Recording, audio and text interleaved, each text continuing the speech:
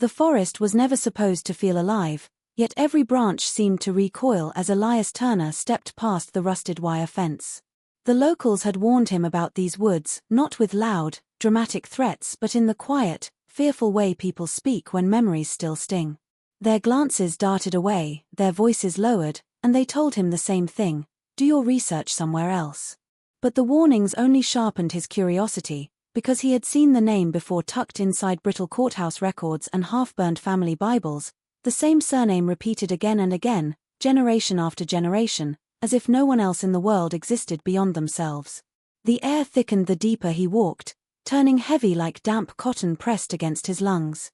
Old stories floated back to him, whispers of a clan that kept to themselves for over a century, marrying only within their own bloodline until something shifted in ways no one could explain. Tales of a final birth, a final child, so deformed, so far from anything human, that the family sealed themselves away from the world entirely. No one had seen them after that. No one wanted to. Elias's boots sank into soil too soft for a cold season, leaving deep impressions that felt uncomfortably close to the strange footprints he had come to investigate. A faint smell, earthy, metallic, wrong, lingered in the air, carrying him forward even as every instinct urged him back. The trees seemed older here, their bark split open like wounds, and the wind, when it passed, carried no sound with it. It was silence that unsettled him most, a silence that felt intentional, as if the woods themselves were holding their breath. Then, through the tangle of skeletal branches, he saw the cabin. Or what remained of it.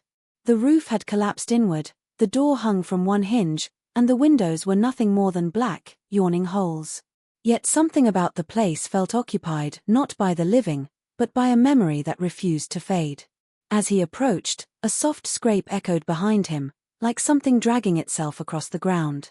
Elias froze, listening, but the woods returned to their unnatural hush. He swallowed hard and stepped inside.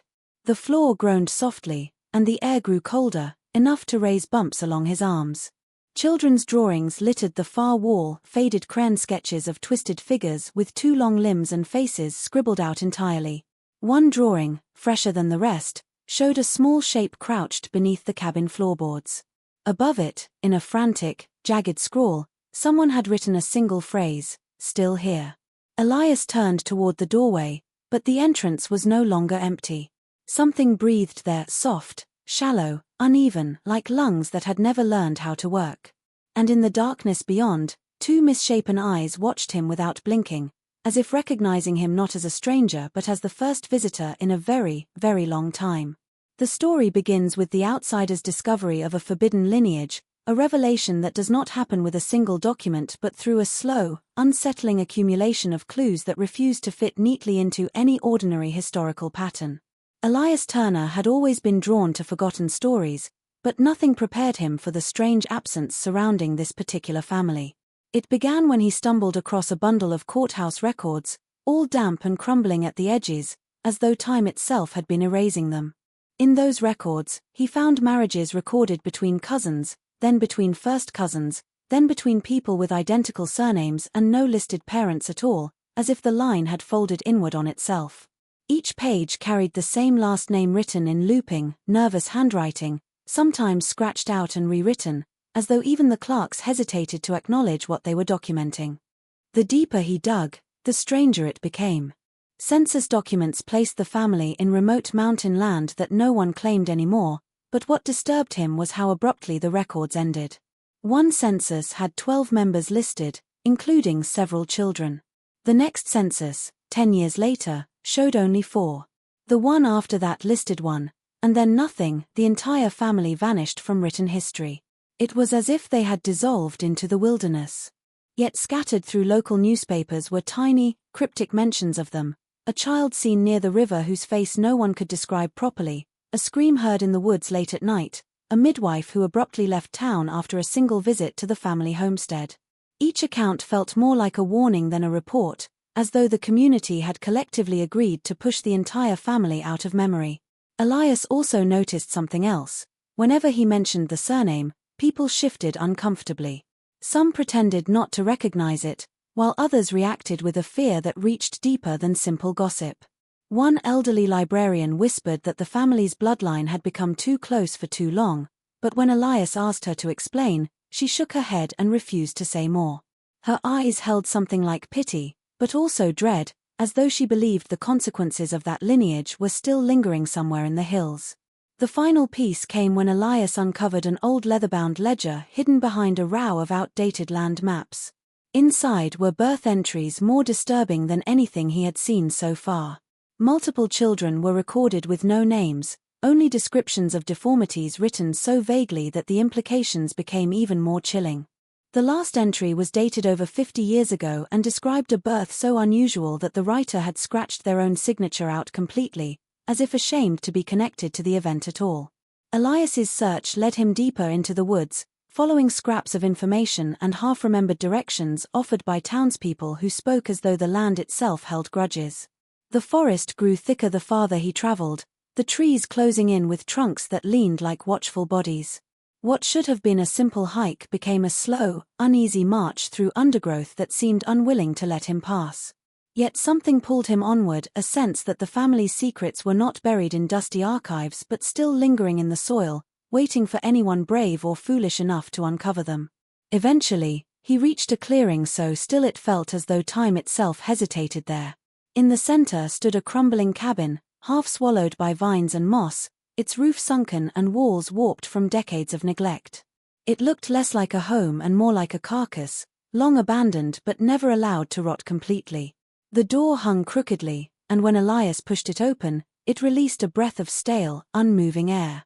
Dust floated lazily through a narrow beam of light leaking in through the broken boards, casting faint shapes across the floor. At first he thought the cabin was empty, but then he noticed the faint color on the far wall. Drawings, dozens of them, lined the wood, made with crayons that had somehow survived the weather. They were crude, childlike attempts to capture forms that did not resemble ordinary people. Long, spindly arms. Heads bent at unnatural angles. Faces without eyes or with too many of them, drawn in circles that overlapped as if the child had been unsure where to place them.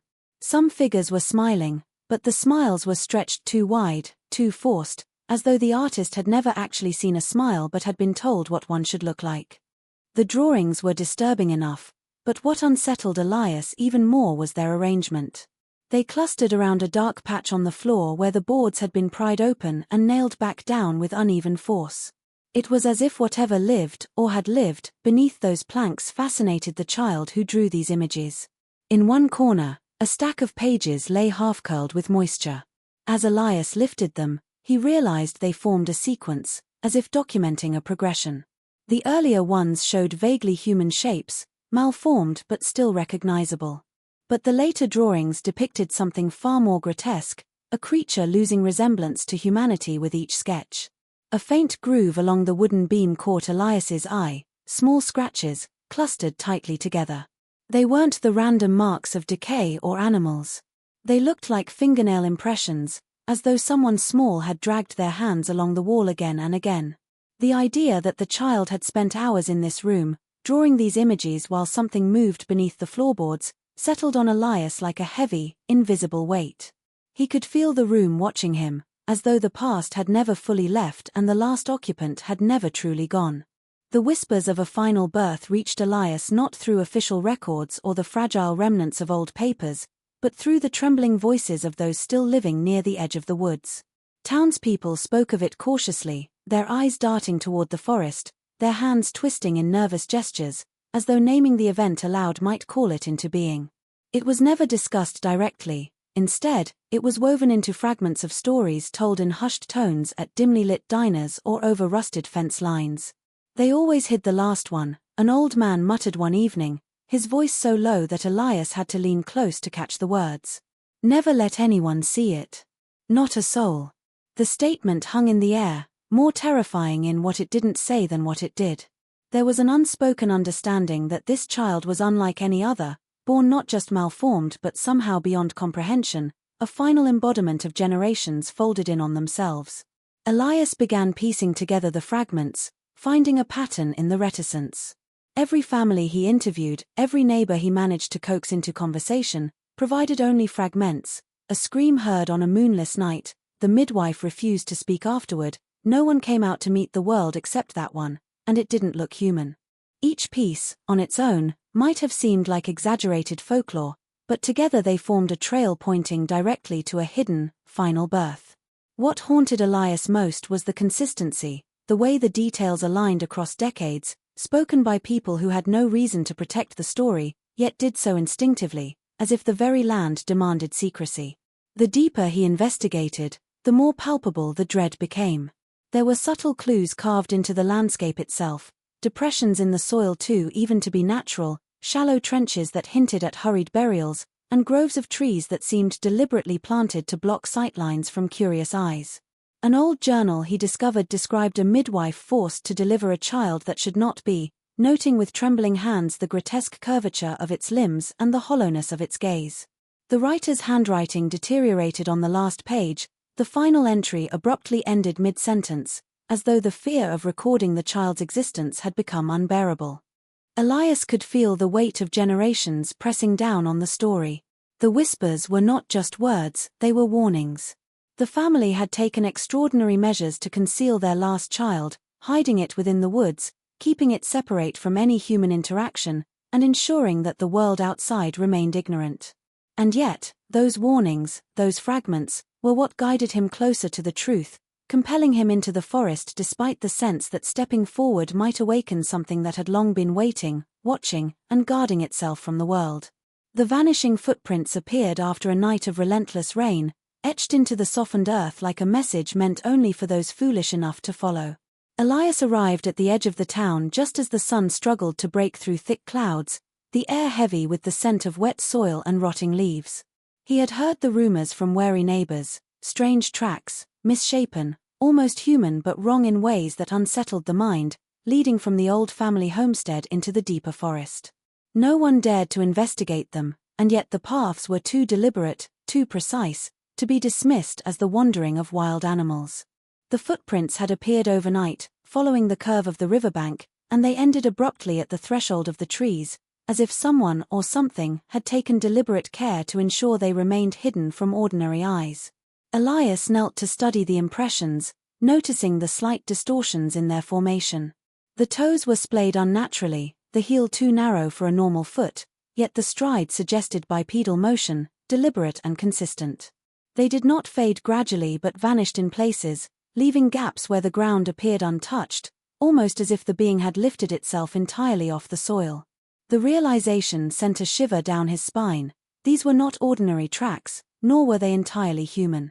Someone or something had walked here recently, and the timing coincided too precisely with the last accounts of disturbances near the old cabin. He followed the trail cautiously, the forest around him thickening with every step. The trees leaned close, their gnarled limbs intertwining to block the dim light, while the underbrush seemed to clutch at his boots, slowing his progress. The footprints led past familiar landmarks described in old stories, a fallen oak twisted at its roots, a small stream whose banks were littered with stones carved into unrecognizable shapes, and Elias could feel the weight of generations pressing down upon him. The further he went, the more deliberate the trail seemed, as though someone wanted him to see, to understand, yet at the same time wanted to remain unseen. By mid-afternoon, the footprints brought him to the ruins of the family homestead, half swallowed by vines and the relentless creep of decay. The impressions ended at the crumbling porch, stopping at the edge of a shadowed doorway. Elias paused, noting how carefully the tracks had been laid, almost ceremoniously, like a breadcrumb path leading to a place no one was meant to enter. Every instinct screamed for him to turn back, yet a darker, more compelling curiosity urged him forward. The footprints, unnerving in their precision and mystery, were not just signs of passage, they were an invitation, a summons into a part of the woods that had remained hidden, protected, and utterly untouched for generations, where the truth of the final child awaited in silence. Elias entered the part of the forest that no one spoke of openly, a region where the trees grew so thick that sunlight struggled to reach the ground, and the air itself seemed to resist movement.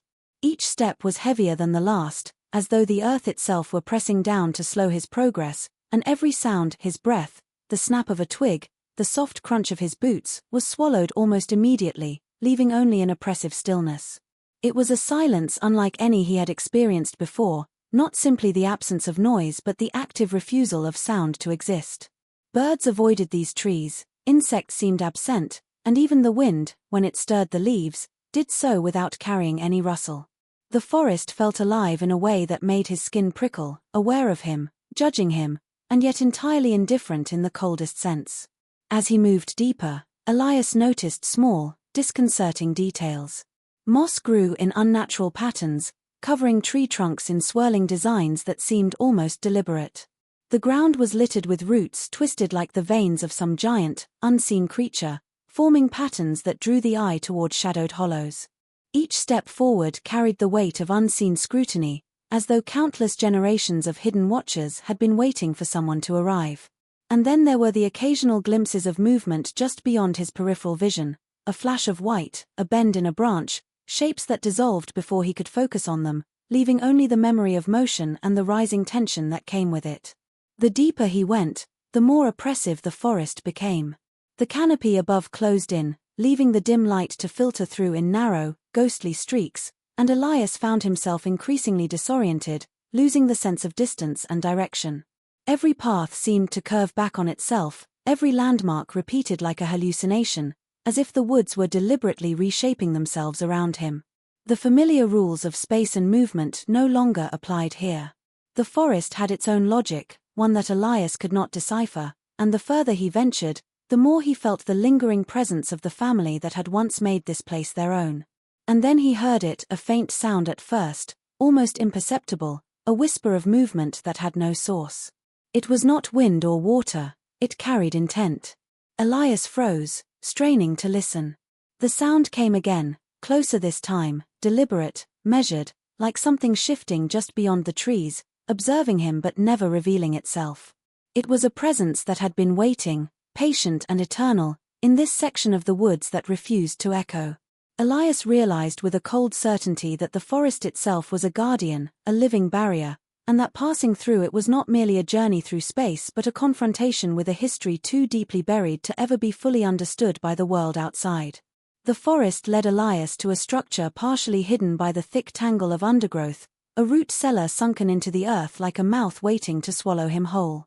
Its entrance was narrow, framed by rotting timbers and moss-covered stones, almost invisible unless one was standing directly above it. A faint metallic tang lingered in the air, sharp and unsettling, as though the soil itself had absorbed generations of fear and secret sorrow. Elias's heart thudded in his chest as he lowered himself carefully into the darkness, flashlight in hand, the beam cutting a narrow path through the suffocating black. The air was damp and heavy, and every inhale seemed to pull a little more weight down onto his lungs. The cellar smelled of mold, decay, and something else, something old, iron-rich, and undeniably human.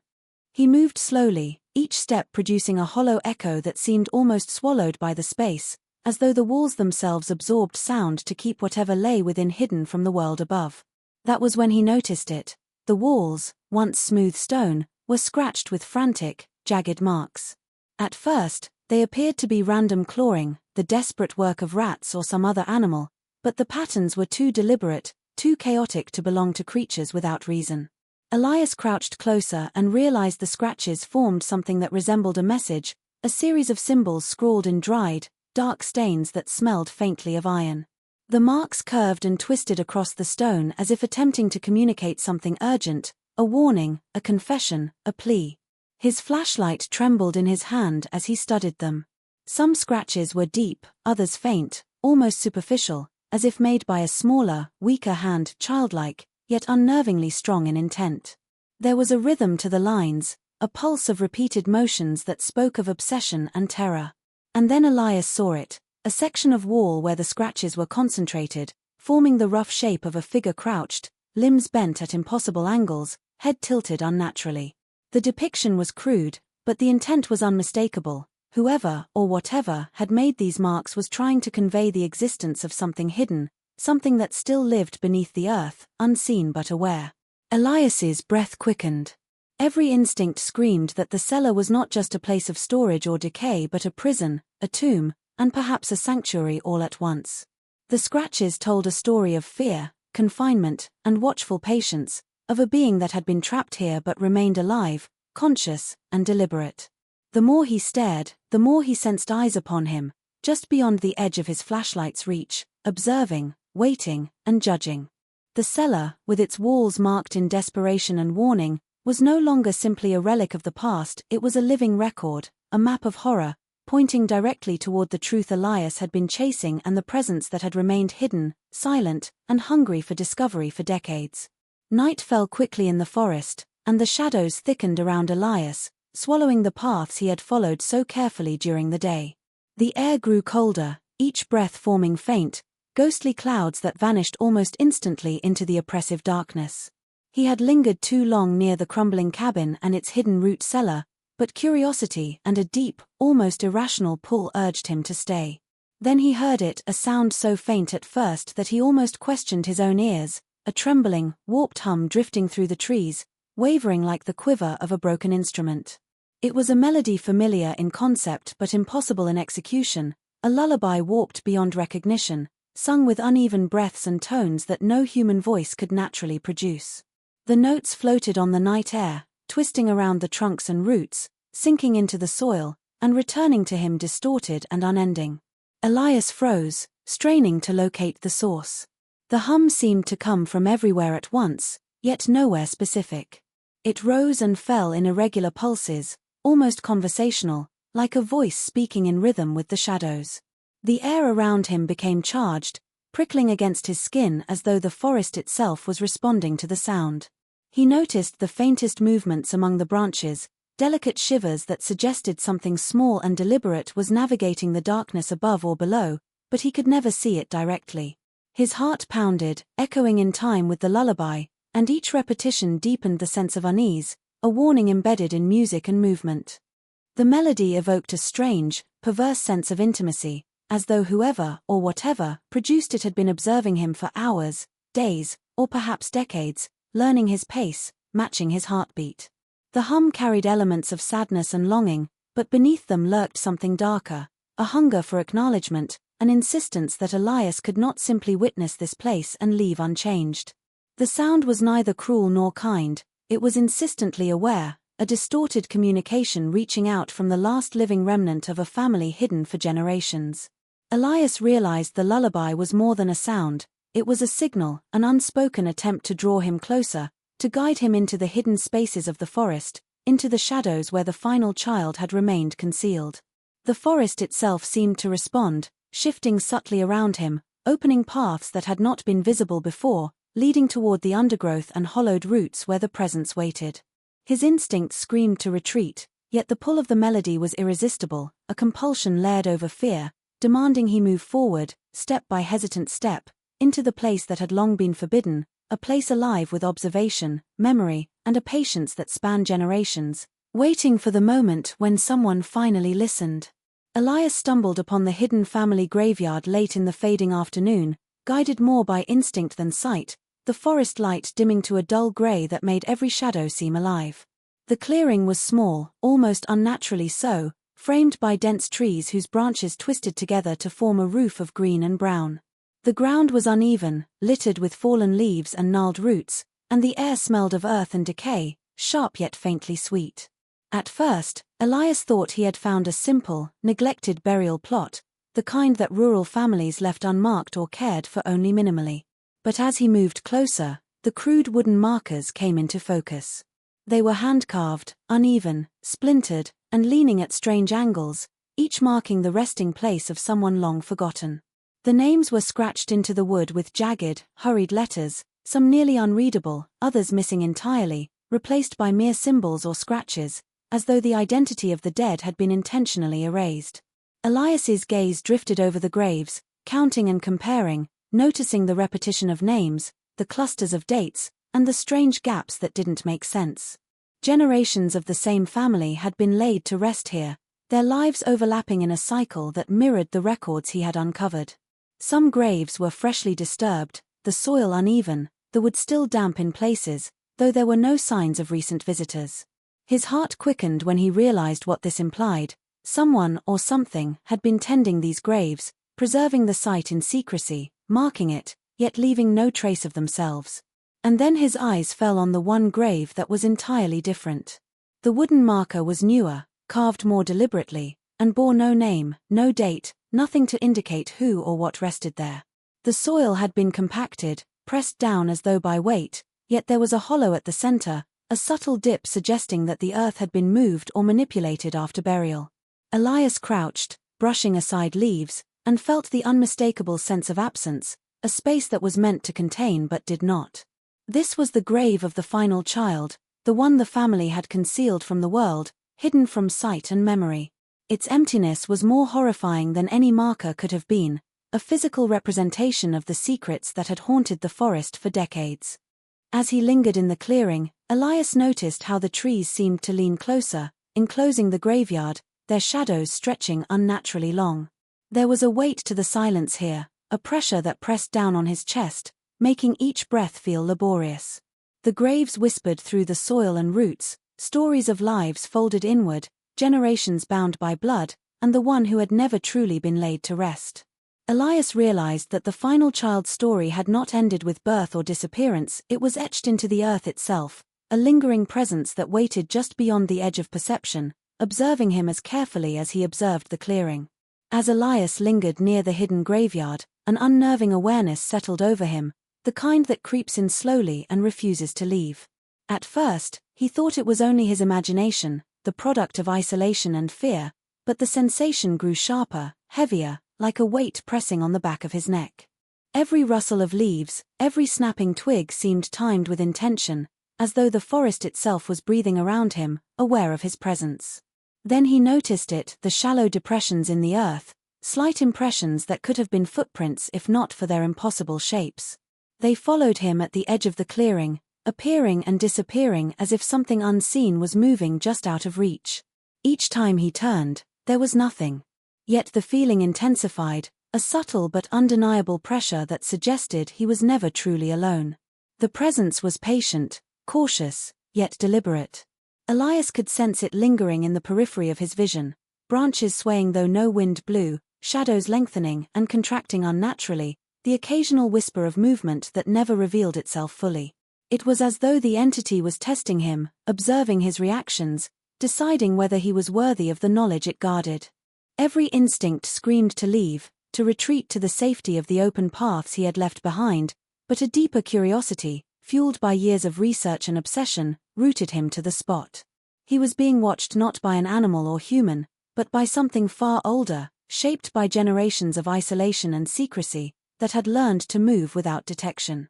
Elias noticed subtle signs of its presence in the environment. Stones along the trail had been shifted, leaves trampled in patterns that suggested awareness of his approach, and faint scuff marks appeared along tree trunks at heights no ordinary human could reach. Occasionally, he thought he glimpsed movement in the shadows, a fleeting shape, pale and twisted, vanishing when he blinked. He could hear shallow breaths sometimes, almost synchronized with his own, the faintest rasping as if something were imitating him or measuring his fear. The forest, once merely a silent observer, now felt alive with intent, every step a challenge, every pause a test. Despite the fear clawing at his chest, Elias pressed forward, guided by the unnerving sense that the entity was leading him, coaxing him deeper into the forest. The presence never made itself fully known, it existed in the gaps between perception, in the moments when sound and sight failed him. Yet the longer he remained, the clearer it became that this being was not merely watching, it was guarding, protecting the hidden truth of the final child. And in that awareness, Elias understood that he was no longer an observer, but a participant in a story that had been waiting, patient and eternal, for someone to finally step close enough to witness what the forest had concealed for generations. Elias's heart pounded as he followed the subtle cues left by the forest and the unseen presence, each step carrying him deeper into the darkness where the world outside seemed to dissolve entirely. The undergrowth grew thick, roots and vines clawing at his boots, slowing him, yet he could sense the path had been shaped intentionally, as if someone or something had prepared this trail for him to follow. A faint hollowing in the earth drew him closer, a depression beneath twisted tree roots that formed a natural alcove. The air inside it was colder, heavier, charged with an energy that pressed on his chest and made every breath shallow. Then he saw the faintest outline, a shape crouched beneath the roots, too small and misshapen to be mistaken for an ordinary child, yet undeniably alive. At first, The figure remained still, almost as though it were carved from shadow. Its limbs were bent at odd angles, its posture unnatural, and its skin had a pallor that seemed to merge with the dim light filtering through the canopy. Yet the eyes, large, dark, and unblinking, fixed on Elias with an intensity that froze him in place. There was a strange recognition in those eyes, a mixture of curiosity, wariness, and something older than any human lifespan, as if the being had watched generations pass and knew the weight of their history. The air between them vibrated with tension, a silent communication that transcended words, a profound awareness that he had finally come to witness what the family had hidden for decades. Elias stepped closer, his instincts torn between fascination and terror. The final child, the product of generations folded in on themselves, exuded an intelligence and awareness that unsettled him. Every detail, the way it moved, the subtle twitch of its fingers, the quiet hum that seemed to emanate from its chest, spoke of a life lived entirely apart from human norms, shaped by isolation, secrecy, and the burden of its lineage. And yet, despite its grotesque appearance, there was a fragility, a palpable sense of vulnerability underlying the presence that made it both horrifying and tragic. As Elias watched, the child shifted slightly, its gaze never leaving him, following his every motion. It did not speak, yet its silence carried meaning, a patient insistence that he understand the consequences of curiosity, the weight of history, and the power of secrets long kept. The forest around them seemed to lean closer, the shadows deepening, the silence amplifying the connection between the observer and the observed. In that hollow beneath the roots, Elias realized that he had crossed a threshold from which there was no return. He had not only discovered the truth of the final child, but he had also stepped into a story that had been waiting, patient and eternal, for someone to finally see it, confront it, and bear witness to the legacy of generations that had chosen to vanish from the world above.